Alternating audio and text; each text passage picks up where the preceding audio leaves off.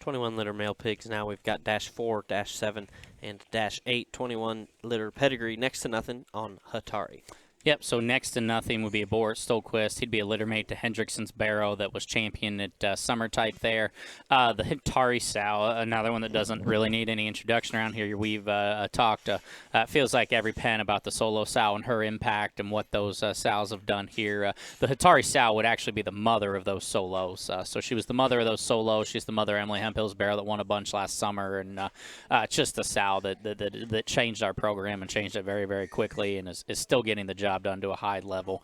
Abby has 21-7 there, the boar pig in the middle, and I think an upper end type of male prospect in this set. And Sale, tall shouldered, he's good looking. Again, he is stout featured. He's good in his body and his cage. He's super attractive on the side and just built right, and just one that I'm pretty fond of that one, to be totally honest. I think one that you'd be very, very happy to put on feed. Yeah, he comes out and he's big square chested. He's got big even toes with good spread and tracks true and square going away. Good build from the side. I mean, we could talk a lot of good things. I just think he's a darn good hog. That's again the 21-7.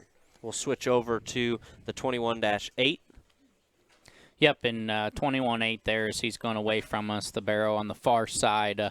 I mean, a lot of these 21 litter barrows are going to look similar, and I mean, you can kind of see if you've been through and seen the solo pigs and the ones she's the grandma of, you can kind of see the Hatari sow's influence, because they're all stout, they're dense in their form, and they're good in their look.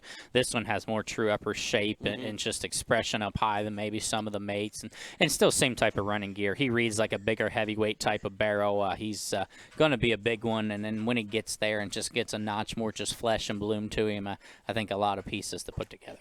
Yeah, the flesh and the bloom's going to come. You can tell just because of how much upper rib shape he has now, and matches all the way to the ground, and leaves you with plenty to like this -8.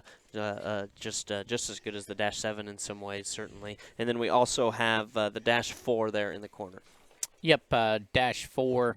Male hog here coming towards us. He's a nickel more moderate than both of his brothers, but I don't mean that not in a bad way. I think he's show barrel length and show barrel proportions. He gives you a neat look from the side, and still that same type of hip and hind leg and running gear.